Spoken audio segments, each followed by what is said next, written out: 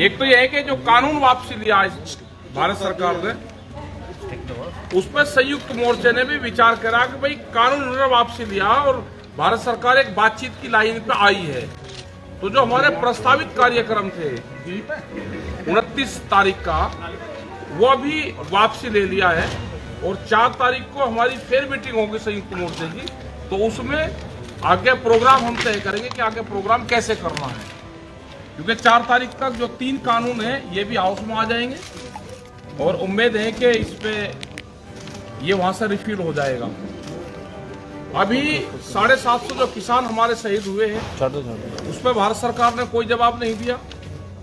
जो हमारे ऊपर मुकदमे हैं उस पर कोई जवाब नहीं दिया। जो लखीमपुरी खीरी की घटना है उस पर कोई जवाब अभी नहीं दिया। और एमएसपी जो इन्हीं कानूनों के साथ में थी, जो बार बार ये कहते जी एमएसपी पे मत बोलो, क्योंकि एमएसपी ही सबसे ज्यादा लूट एमएसपी पे होती है किसान की, तो उससे भारत सरकार बचने चाहती है। वो हमारा बड़ा इशू प्रायोरिटी पे है कि एमएसपी को लीगल कानूनी गारंटी भारत सरकार दे, और उस पर पूरे देश की निगाहें उस पर हैं। सब प्रेस के माध्यम से हम कहना चाहते हैं भारत सरकार को कि एमएसपी पे लीगल गारंटी हमको कानून बना के दे। इसके बाद में एक कमेटी बनेगी जो दूसरे मामले होंगे, वो चाहे सीड बिल का हो, पेस्टिसाइड बिल का हो, वो दूध डेयरी वाला प्लान हो या केसीसी वाला मामला हो, जो भी भारत सरकार के साथ में और बातचीत किसान की होनी है, उसमें एक कमेटी गठन कर दे जो दूसरे मामलों को, इनसे अलग मामलों को देखेंगे। ये अभी हमारी डिमांड भारत सरकार से है। उस पर जितना जल्दी वे फैसला ले ले उतना ठीक है, नहीं तो बादस्तूर हमारे आंदोलन उसी सिस्टम से जारी है जैसे हमारे आंदोलन पहले चले हुए थे। उसमें कोई भी हमारा चेंजिंग नहीं है। 29 तारीख वाला सिर्फ हमने चेंज करा है और 4 तारीख को संयुक्त मोर्चे की मीटिंग फिर सिंगू बॉर्डर पर होगी। आगे के प्रोग्राम हम उसमें बनाएंगे। यहाँ के लोगों से भी है कि जैसे आप सहयोग पहले से करते हुए आ रहे, वही लंगर भंडारों का, गुरुद्वारों से, आम लोगों से, आम समाज से, उसी सिस्टम से उसको चलाते रहे। जैसे जत्थेबंदी पहले जा रही थी उसी सिस्टम से रूटीन वाइज जत्थेबंदी जाती रहे। ज्यादा भीड़ एक बार इकट्ठी वहां नहीं करनी है, क्योंकि भीड़ से ये होता है कि एक दिन इकट्ठी करती है और भीड़ वापसी आती है तो ये लगता है कि भीड़ वापसी चली गई। रूटीन के हिसाब से जैसे आपके चल रहे वो अपने प्रोग्राम 1-2 महीने के प्रोग्राम, 1 महीने का प्रोग्राम उसी सिस्टम से आप लगा लें पूरे दिसंबर तक के। फिर 1 महीने के जैसे रूटीन के लगते हैं लग जाएंगे। और हमारे साथी यहाँ पे हैं, अब हरिंदर जी हैं, हरिंदर लाल खोवाल जी जो अपने प्रेसिडेंट हैं यहाँ के, पंजाब के भी हैं, अपने और लोग हैं और संयुक्त मोर्चे के लोग यहाँ पे हैं, जो अपनी बात बताएंगे। जो आपका क्वेश्चन होगा, जिससे भी होगा, वो उस क्वेश्चन का जवाब दे देगा। हाँ, कैसा जो आज हरियाणा के मुख्यमंत्री मोदी जी से मिले हैं, बारे में जो सरकार कह रही, कल सोमप्रकाश कह रहे थे कि एमएसपी पर कानून नहीं बनाया जा सकता। क्यों? क्योंकि वो पहले ही 40 साल से ज्यादा सिस्टम चल रहा है, वैसे ही चलेगा। वो ये बताए ना भारत सरकार कि आप किसानों को लाभ देना चाहते हैं या नहीं देना चाहते। आप जो 3 कानून बनाओगे उसमें कहते हैं कि हम किसानों को लाभ देना चाहते हैं, किसान के फायदे कानून है। किसान ने तो एक ही चीज कहा कि जो भारत सरकार ने एमएसपी कहा उसको गारंटी कानून बना, हमें 50 वाला फार्मूला दे दो, वो नहीं दे रहे। हमको मार्केट रेट दे दो, वो नहीं दे रहे। तो इसका मतलब ये है कि अनाज को लूटने का प्रोग्राम भारत सरकार की सहमति से बनाया जा रहा है। एमएसपी तो ये भी देंगे, ये भारत सरकार ही एमएसपी देगी, लेकिन वो हम इनके जबान से कहना चाहते हैं कि हम नहीं देना चाहते। मनोहर लाल खट्टर बोल रहे हैं नहीं देंगे, वो भी मोदी जी से मिलके आए कल और आज उन्होंने बयान अरे दिया। इनका जो गैंग है, इनका गैंग का पता तो चलेगा कि इस गैंग में कौन कौन शामिल है। ये गैंग है इनका, गैंग का पता तो अभी चलेगा। इसका मतलब भारत सरकार और जो इस तरह की स्टेट गवर्नमेंट है वे इस गैंग में शामिल है। आज से 40 से 50 साल पहले बड़े व्यापारियों का कब्जा अनाज पे होता था और वो खेत पे ही अनाज पे जाकर कब्जा करते थे। आज भी ये पॉलिसी जाना चाहते हैं कि अनाज पे, खेत पे ही, किसान के खेत पे ही बड़े उद्योगपतियों का कब्जा हो, इसलिए गोदाम बनाए गए हैं ये। पर सर आपको गैंग जोन से एमएसपी का विरोध करेगा वो गैंग है, जो भी एमएसपी का विरोध करेगा वो गैंग में शामिल है। जब हमको गैंग बता सकते हैं तो ये भी गैंग है। टिकैत साहब, आपको लग रहा है कि यूपी की जो विधानसभा चुनाव आने वाली है, चुनाव वाले, हाँ, उसको लेकर अगर ये वाला फैसला लिया गया है कि कहीं ना कहीं हमारे हाथ से कुर्सी ना निकल जाए? चलो, वो उन्होंने जितना काम कर दिया उसको कर देने दो। वो कैसे कर दिया, किस हुनर से कर दिया? नहीं, वही डर था, डर वही था। क्या पता क्या डर था, किसी को डर। भागते के पीछे नहीं भागते हम, जो भाग गया छोड़कर मैदान उसके पीछे नहीं भागते।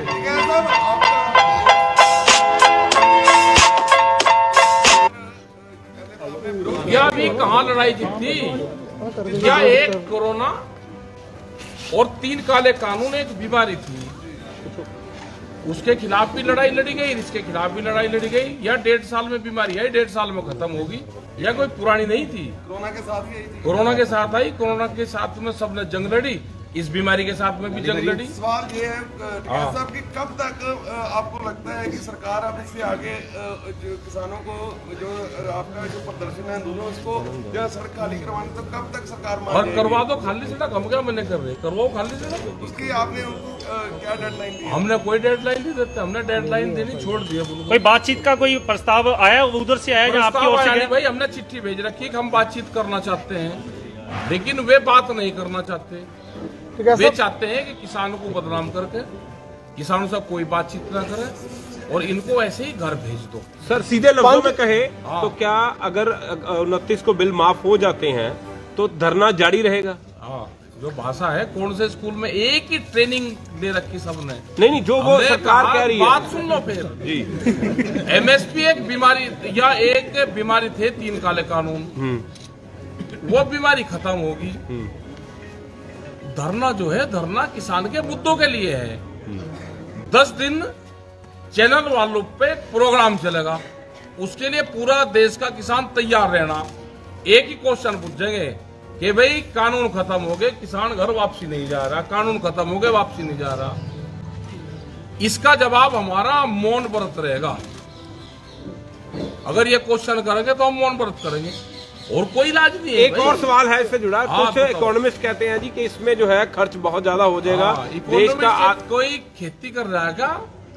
जो इकोनॉमिस्ट 7वीं मंजिल पर बैठ के देश के किसान के भाग्य का फैसला करता हो, वो कह रहे हैं खर्च होगा, बहुत होगा। कहाँ है वे इकोनॉमिस्ट वाले?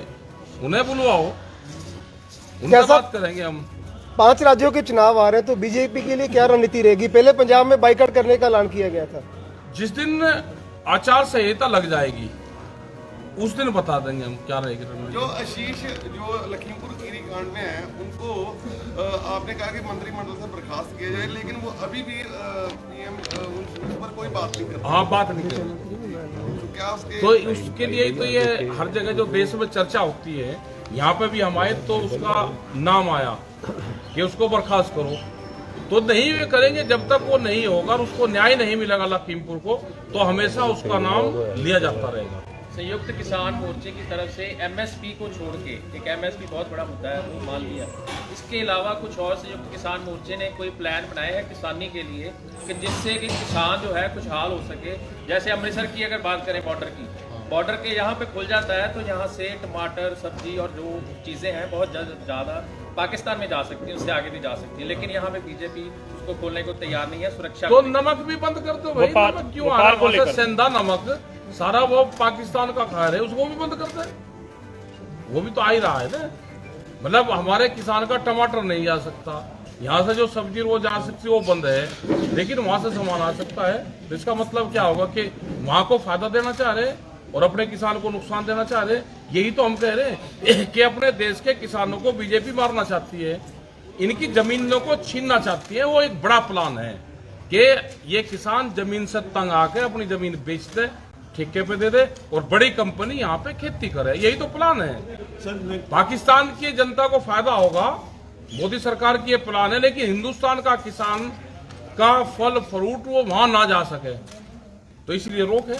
सुरेंद्र तोमर जी ने कहा है जो पराली का मुद्दा जिसपे अपराध माना जाए, जिससे अपराध मुक्त किया गया, उन्होंने बयान दिया। अरे दे दिया होगा, जब हमने तो ये कहा था ना उनको कि आप बगैर पराली के चावल कैसे पैदा होता है वो टेक्नोलॉजी बता दो हमको, तो उसके उस पर उन्होंने दे दिया बयान। एक टिकैत साहब बॉर्डर के पार 21 32,600 एकड़ जमीन है, 4 साल से उनका मुआवजा पेंडिंग है। वो पंजाब के जो बॉर्डर एरिया के किसान काफी दिल्ली भी गए थे।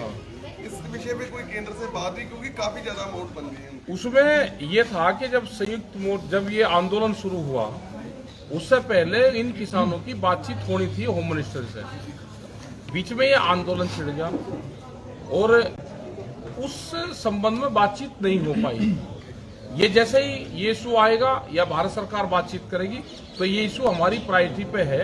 और पहले भी ये किसान आए थे जो जम्मू कश्मीर के आसपास के किसान थे, वे किसान हमारे पास में आए थे और इसी तरह की प्रॉब्लम पूरे बॉर्डर क्षेत्र में होगी। सर, प्रधानमंत्री का जब भाषण हुआ था तो उन्होंने ये कहा था कि कुछ अलगाववादी ताकतें जो हैं इस आंदोलन के अंदर हैं। क्या लगता है कि अलगाववादी ताकतों को लेकर इस तरह का डिसीजन लिया गया है? नहीं, कहाँ है ताकते? नहीं, वो प्रधानमंत्री जी ने बोला जी। और प्रधानमंत्री भाई पकड़ा उन्होंने, कहाँ है? सर, किसान जो शहीद हुए हैं 700 से ज्यादा, किसान मोर्चा की तरफ से सरकार को क्या मतलब जो है उनकी तरफ से जो है जोर उनके लिए क्या मांग की गई? उनको लिए मांग करी कि उनको कंपनसेशन दें। वो जब बातचीत होगी, जब भारत सरकार और संयुक्त मोर्चा आपस में बैठेगा। भारत सरकार तो बात ही करने को तैयार नहीं है ना। तो आप कोई यादगार बनाने की मांग भी की जाएगी? आप प्रेस के जरिए तो अपनी बात रख सकते हो ना। कह रहे हैं ना कि भारत सरकार बातचीत करे, जी। एक उसका वो तय करे, एक रुपए का मॉडल एक कोई तैयार। यादगार बनाने की मांग भी की जाएगी? यादगार बनाने की बात करी, जमीन हम चाहते हैं कि भारत सरकार जमीन दे और उनका एक स्मारक वहाँ पे बनाए। क्या साहब, जो ये लड़ाई संयुक्त मोर्चे ने आपको देखा, बॉर्डर सिंघू बॉर्डर सभी ने मिलकर लड़ी, तो इन फ्यूचर लंबी इसके बाद ये संयुक्त मोर्चा इसी तरह ही काम करेगा, इसी तरह पूरे देश के किसान जो एकजुट, पहले तो कहते थे कि भारत पंजाब का और हरियाणा का और कुछ यूपी के हैं, अब पूरे देश का जब बन गया तो इन फ्यूचर जब भी कोई लोग के मसले आएंगे लोगों के, तो ऐसे ही संयुक्त मोर्चा या ऐसे ही आगे लड़ाई लड़ेंगे जी। भाई हम संयुक्त मोर्चे को सारे को इकट्ठा देखना चाहते हैं, कोई इकट्ठा रहे और उम्मीद ही है कि संयुक्त मोर्चा इकट्ठा रहेगा। एक आधा कोई बंदर की लड़क कूद का भाग गया तो उसका क्या करेंगे भाई? एक आधा जा सके। संयुक्त किसान मोर्चे का कोई प्लान है राजनीतिक में जैसे चुड़ूनी साहब ने ऐलान किया है। कोई राजनीति का प्लान नहीं है। चिड़ूनी साहब बोल रहे थे ना। अरे हमने बता तो दिया, एक आधा फुदक जैसे भाई। चिड़ूनी साहब का प्लान है ना काफी। देश के लोग से है कि संयुक्त मोर्चे पे विश्वास रखना, संयुक्त मोर्चा इकट्ठा है, ये देश की लड़ाई लड़ेगा। सरकार ने बीज नीति डाली है कैसा? समर्थन करने की सोची है? अरे क्यों इस बीमारी में पड़े समर्थन की? उसके देश में अगर सरकारें जो भी सरकारें ठीक होगी दे लेगी। जनता बहुत होशियार है, संयुक्त मोर्चे से होशियार है जनता। कैसा? अब सरकार ने बीज नीति डाली है, गठित की जा रही है। नरेंद्र कमेटी नहीं, कमेटी 11 साल पहले बनेगी थी, 2011 में MSP पे कमेटी बन गई थी। और जब उस कमेटी के वकील थे प्रधानमंत्री नरेंद्र मोदी, जब ये मुख्यमंत्री थे, इन्हें सिफारिश की थी 2011 में। इस जो एक फाइनेंशियल कमेटी बनी थी उसमें और भी मुख्यमंत्री थे और इन्होंने एक प्रस्ताव दिया था कि MSP पे गारंटी कानून बनना चाहिए। वो फाइल वहां पर रखी हुई है, उस पर गारंटी कानून बना दे। जब वकालत करी, उस पर PhD करी उन्होंने, तो नई कमेटी की जरूरत नहीं। प्रधानमंत्री जी ने जिस दिन बिल वापस जो रिपील करने का ऐलान किया था, उस दिन उन्होंने एक बात भी कही थी कि हमें इस बात का खेद रहेगा कि हम कृषि में जो सुधार चाहते थे वो कहीं ना कहीं हम नहीं कर सके। हमारी कोशिश हाँ, वो लूट जो लिखित में लूट करना चाहते थे वो नहीं कर सके, तो खेद उनसे मांगी व्यापारियों से, उनसे माफी मांगी उन्होंने। उनके गोदाम बनवा दिए, उनका पैसा खर्च करवा दिया। हमें लूट का सामान उस बड़ी तिजोरी में नहीं रख सके हम अनाज, उसके लिए खेत प्रकट करा। आज देश का किसान सब इकट्ठा, शायद ये ऐतिहासिक पल है जबकि सारा देश का किसान जो है पूरा एक मुद्दे देश पर का इकट्ठे है।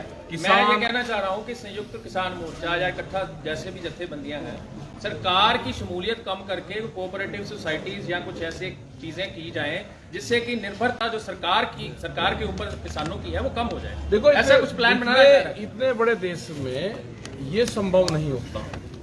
इतने बड़े उसमें, इतने बड़े देश में जब तक सरकारें प्रमोट नहीं करती, जब तक सरकारों की सहूलियतें नहीं होती, वो चीज संभव नहीं है। सरकारों को सपोर्ट करना चाहिए। चिड़ूनी की तरफ से इलेक्शन लड़ने का ऐलान किया गया। अरे पंजाब के लोग बताओगे, जहाँ इलेक्शन लड़ने की बात करें तो यहाँ कर रहे हो उनको जत्थेबंदी यहाँ की बता देंगे। कैसा? सरकार नई बीज नीति लाने जा रही है, उसके बारे में क्या है? और ये जो आगे हमने बातचीत करी है कि ये सीड कानून लेकर आना चाहते हैं, सीड बिल, पेस्टिसाइड बिल, दूध की एक पॉलिसी, तो ये हम इस पे भारत सरकार से बातचीत करना चाहते हैं, उसी के लिए हमने कमेटी की बात करी। ਇੱਕ ਪੰਜਾਬ ਲਈ ਅਸੀਂ ਕਹਿਣਾ ਚਾਹੁੰਦੇ ਹਾਂ ਵੀ 1 ਮਹੀਨਾ ਜਾਂ 40 ਦਿਨ ਰਹਿ ਗਏ ਨੇ ਵੋਟਾਂ ਦੀ ਜਾਬਤਾ ਲੱਗਣ ਲਈ।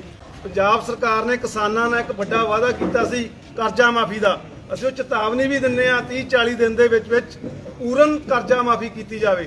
ਦੂਜੀਆਂ ਜਿਹੜੀਆਂ ਸਾਡੀਆਂ ਹਾਈਵੇ ਨਿਕਲ ਰਹੀਆਂ ਨੇ ਉਹਦੇ ਲਈ ਸਾਨੂੰ ਮੁਆਵਜ਼ਾ ਬੜਾ ਘੱਟ ਮਿਲ ਰਿਹਾ।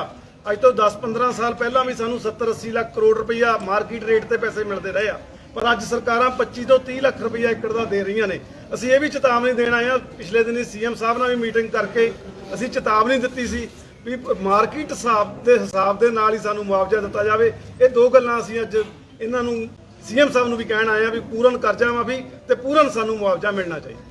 टिकैत साहब, जैसे आपने किसानी का मुद्दा उठाया है, ऐसे कोई और जो लोगों के, देश के लोगों के या पंजाब के लोगों के कई और मुद्दे हैं, ऐसे कोई और लोग व्यापारी हैं, जैसे वो भी मुद्दे आप उठाते रहेंगे आने वाले समय में? मोर्चा और क्या काम करेगा, फिर ये मुद्दे तो उठाओ नहीं, अकेला किसानी का मुद्दा है और भी मुद्दे और भी मुद्दे हैं जी। इसमें सबने सहयोग करा, जो हमको बुलाओगा संयुक्त मोर्चा वहाँ पे जाएगा जाएगा। आ जाएगा। ठीक है जी, धन्यवाद। धन्यवाद।